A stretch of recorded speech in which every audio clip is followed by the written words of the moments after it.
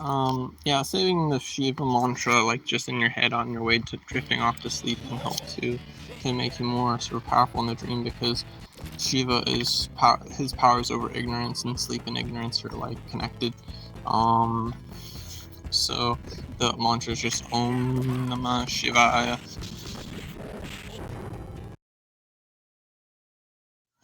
Hey, I wanted to tell you one more thing that I remembered, and that's that, yogis, well, it's not just yogis, it's like basic prana yoga that, like, when you breathe in, you put your tongue at the back of the roof of your mouth, and you breathe in through your nose, you know, and, I think that this is part of this yogic principle that I'm going to tell you about, that when you astral project and do a lot of things, you're projecting your consciousness out of the top of your head. There's a hole in the top of your head. It's like a secret opening. And yeah, that's where you pop out. In fact, I've had a lot more success with astral projection since I've been imagining my face lifting, like, just like I posted in the group, imagine my face moving upward, and then I'm astral projecting. Actually, I'm probably going to that hole. I could do it anyways, sometimes quite fluidly if I'm in practice. But this is still helping. I don't even have to be in practice in order to work. I've been just hoping for such a innovation. Now, this is kind of like, I started out wanting to do more yogic things that just are me knowing my own body. But then I've kind of migrated, 2 years ago no, I only started ceremonial magic a year ago. About the same time as I joined the Hermetic Hideaway, actually. I joined the Hermetic Hideaway, and then,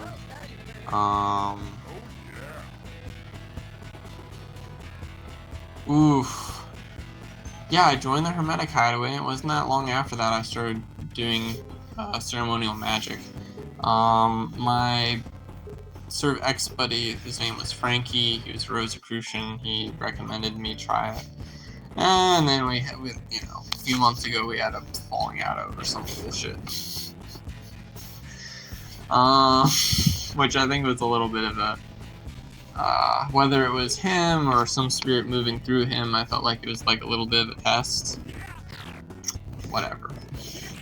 Or, it could be total paranoia, but I think there's situations where I do get tested, and then sometimes then it's questionable what is or isn't a test, because yeah, it's just not always so obvious to tell which is which.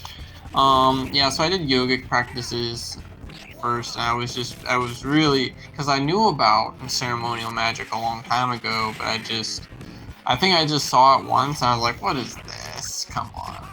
And then later, once I, build up the yoga chops, the yoga expertise, I'm coming.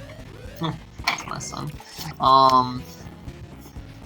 Then it was like, oh, doing this yoga stuff is actually, like, massively inflating the experience of the ceremonial magic. Like, the first time I...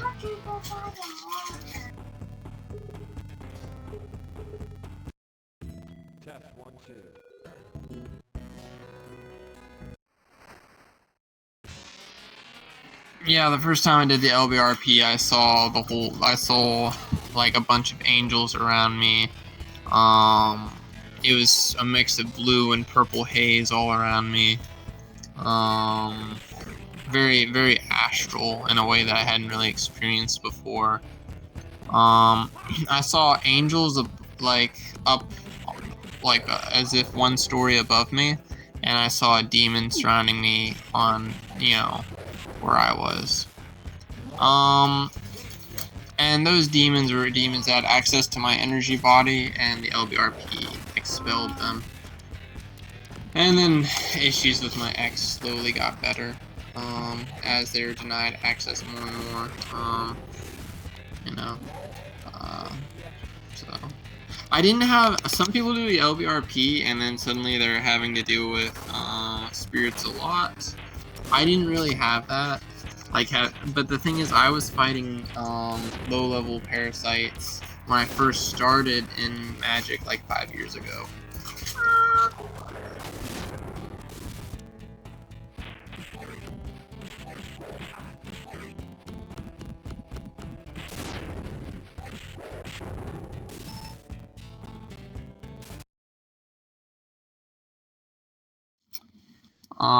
Anyways, moving on. I should do some talks about ceremonial magic and my impression with it. That could be cool. Anyways, so, as far as this thing with the hole in the top of the head, Srila Prabhupada talks about this, that they plug all, they hold fast all of their holes, basically, so, you know, they, clench their, like, perineum and, like, sacral, different muscles in the sacrum, and close off their you know, their asshole, so that they don't fart and lose life force that way. They're probably going to be clenching their basically the tip of their penis. Also, I think the nipples are also considered an opening. Of course, the skin's full of openings, so this is something I kind of have some doubt about. But you know, certainly if you close the bigger holes, let you know, the amount of air dissipating is not that much, and probably yogically you can stop a lot of the momentum in your body. I mean, I've been able to do some of that, but so I would imagine they put some attention towards closing their nipples. I mean, imagine developing all this yogic interoception, you know, perception into the body to feel all these things, and you're having to put focus on like closing off your nipples in order to put the prana, life force, air, energy into astral projecting. That's another thing, because Srila Prabhupada talks about like you know, ascending by doing this, like especially at the time of death. Well, the time of death, if you have some of these skills, of course you can go wherever you want, I suppose. Or, you know, at least you'll be much more mobile than just some normie that doesn't know anything, supposedly. I think it's probably true. Yeah, so I think though that what these people are talking about, like ascension stuff, is a lot about astral projection, because when you astral project, now you're in the ascended reality that is in which the material reality is subsumed, the reality of consciousness that drives the reality of matter. So I think there's a lot to be said about ascension with that. This is a reason I don't really take like the 5D ascension and a lot of other things seriously, is because understanding the astral kind of makes a lot of this other stuff incidental. Like, it doesn't matter for me. Like, for me, and right now, like the way my life is going, like things kind of manifest when I think about them. You know, it's not so direct, it's not on demand, but in general, things, life happens in a way that's sympathetic to me. You know, so I don't really need something else out of life than that, and my health is improving without me putting that much work into it. Rather, I just, you know, I'm manifesting health through taking care of my body. Taking care of my body is a performance that is ritually, you know, fortifying myself. Like it's more energetic, but it works. You know, like I don't really sweat that much, so I don't really shower that often. But my health has improved a lot with just like washing my hair and taking care of my hair more, and also my teeth. I don't know, that's probably TMI, but yeah, anyways, so like Srila Prabhupada talked about closing off all the holes in the body, even the ears they would close off apparently. And apparently, according to Sadhguru, yogis will actually like use beeswax to close off one of their nostrils. They're doing all kinds of stuff in India. I think probably like the thing of sleeping on the floor for these yogis that are passing down secrets for so long, probably every 5% gain is being used because, I don't know, I guess they're just so obsessed with astral projection, these rail thin yogis that don't eat anything. And if you're really deep into the astral projection and stuff, yeah, life is pretty boring and needless. And so if you just don't eat much and you're just very active out on the astral plane, and you can make the world sympathetic to you. And it probably took a lot more effort, 300 years ago as opposed to now, so maybe it makes a lot of sense. I will say also, India and Egypt seem to be these repositories of knowledge, these archives that survived all the calamities of the earth. So yeah, I don't think, like, Hinduism, I'm having more doubts about Hinduism lately. I don't take it that seriously at this point. I think it's the proper starting point though, just because of how complete it is. Yeah, anyways.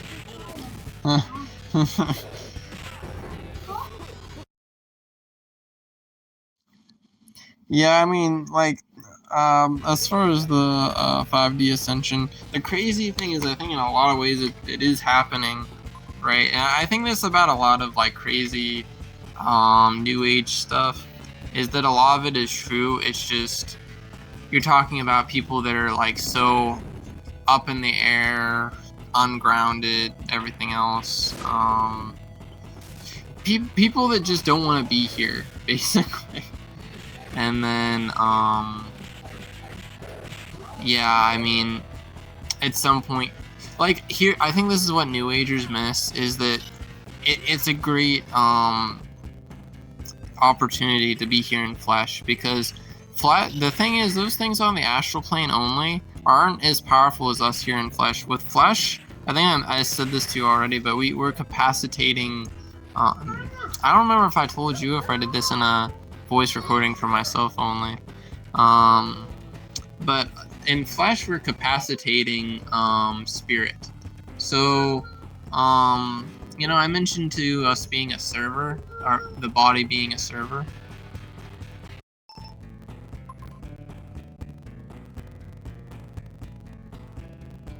Yeah, anyways, what this means is, like, in other worlds there's like crystal people who, they can capacitate spirit, but it's not like flesh. Flesh is more powerful than that. And there's people.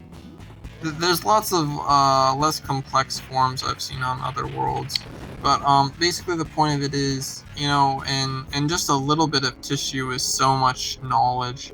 Every cell is filled with wisdom, and so having this flesh body, yeah, like a crystal can hold some in its crystal lattice that holds it like a library, but flesh actually holds it more and in greater depth. I was shown this, I think Stolas was the one who was showing me this ultimately, but yeah, and that makes us sort of more powerful than the spirits. The spirits we can invoke them, but it takes them a long time to reprogram us, because there's just so much sort of depth. And that's the other thing, is a human has so many layers to them. Like, each chakra is a mind, each organ is a mind, we have an id, we have an ego, so all of us are filtering, our consciousnesses are divided into these planetary spheres within our soul. So there's just kind of a lot going on with the human form of life, and which is also kind of a lot of security, I think. Um, and I think some of the things we see on the astral plane are physical bodies. You know, it's people that can see you and your astral body. They're like, oh, something's going on there, you know. Um, yeah. Anyways, that's another thing with the 5D Ascension is like maybe in some matter of years I'll be able to astral project to you, and you'll just be able to see me as if I was there, but you'd be able to tell the difference between me actually being there and me just projecting myself there. You know what I mean? Or vice versa. But I think, but people, you know, have kind of this very, I almost want to say Marvel Cinematic Universe view of it. Although I think the Marvel Cinematic Universe, I was thinking about it today, how it's planned programming to be like, because the first movies in the MCU were very much in the usual Hollywood style of like normal world, status quo step, and then going towards, you know, the fantasy, and then it went more into, oh, a bunch of crazy stuff exists, and a lot of media has followed suit, like Rick and Morty, or what is it, the one about the deep state, it's a cartoon, Inside Job. You know, there's a lot of cartoons like that now, though, or media like that. Anyways, yeah.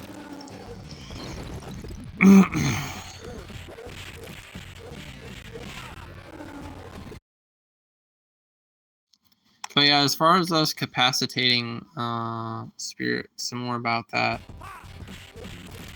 Yeah, so flesh is like a fortress for spirit, for one thing, and we can always, you know, return. Some people have theorized that the mind can actually split, so when you're astral projecting, you're projecting out like almost like a tulpa.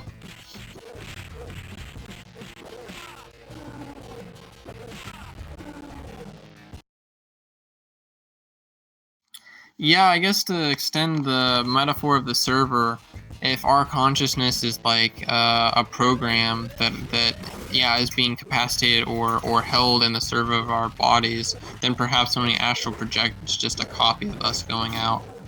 That's really interesting, and it would actually explain a lot of the experience. It would kind of explain some of my experiences. There's one of the books I was reading on astral projection at the beginning. I forget the dude's name. I got it off Amazon. He talked about the mind split effect, and I ultimately decided that I later decided that I didn't agree with his interpretation of it. I think you can get harmed on if you're outside of your body. Um, I don't think it's as dangerous as as some people think, but yeah, there is some risk to it. If it was really that dangerous to astral project, though, you would be in danger every night, which, in fact, you are actually. Like, my ex was under spiritual attack for a long period of time, so for like 6 months, she would have a bad dream every night, and she would wake up all pissy and upset because she was under spiritual attack, right? And like, to me, I take it very seriously if my son has nightmare, but ultimately there's not much I can do because, you know, I can't exactly communicate with him. I can only try and put some kind of protection over him, and you know, go on the astral plane, and if there's some kind of astral nasty, to do some kind of combat against it or whatever. Yeah, I don't know. I guess that's a lot of information. Oh yeah, this is the thing. I think I was being a little bit blocked from telling you, or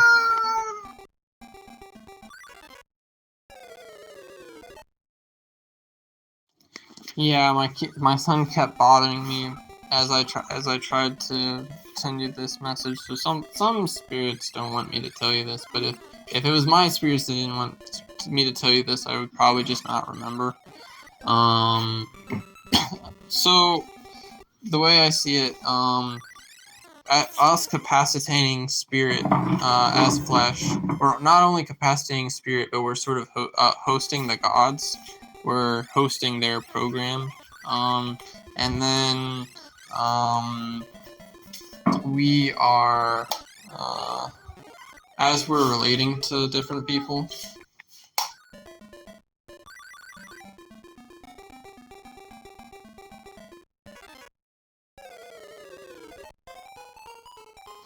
Yeah, as we're relating to other people, it's like if I'm hosting, like I host Astral. At one point, I kind of hosted Lucifer, but now me and him have had like a bit of a falling out.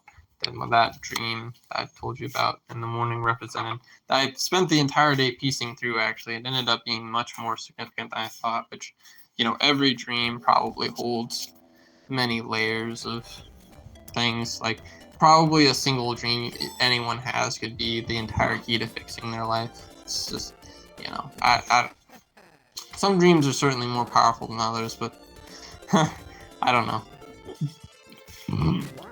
Yeah. But yeah, like okay, if I'm hosting Astaroth and Lucifer, I'll just say Astaroth for now because that's mostly what it's about. And you're hosting, let's say Belial. Let's say like Belial, Agares, maybe throw in Stolas.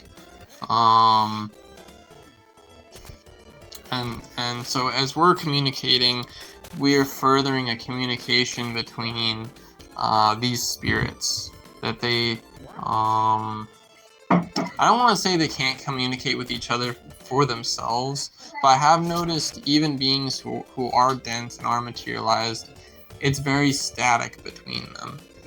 And then like the interactions me and you have, or me and any us with anyone in the world with each other, is in a way furthering it's like okay, as above so below. So we are acting out a miniature version of what's going on around. It's almost like they're the real world and we're like the board game microcosm of that, but we're computing their thoughts for them. And a lot I felt that a lot. I feel like the thing is, I know that these beings are physical or I think they're physical. Oh, but I think the fact that they have physical manifestations doesn't matter that much. I've seen also how there's just spheres of pure knowledge and intelligence as well, like the planets and such. But this is getting into some ground that's really tricky to talk about. Like I see how gods expand themselves sometimes through each. Like one god will expand themselves through another, use another god as a lens, and then out will come a different god. But it's basically just an expansion of that god, and so all the gods are expanding into each other. It's not just Krishna. They're all there's only like a handful of totally unique intelligences. And through that, yeah, so the expansions that are more crystallized and let's say denser or more realized, to say that, more materialized, are then computing for the gods that are more like pure consciousness, and then it's just a tiered system of computation, and it's almost like us as humans through our societies, through our world, interacting, loving, fighting, whatever. We're furthering that computation, and it's like this really extended simulation of the reactions between these different consciousnesses. So I'm telling you these things. I don't have all this fleshed out. I don't know what it all means. I think there's a lot of things that are true that have very complicated relations, interrelations. So how does it all fit together? I don't know. But yeah. Anyways,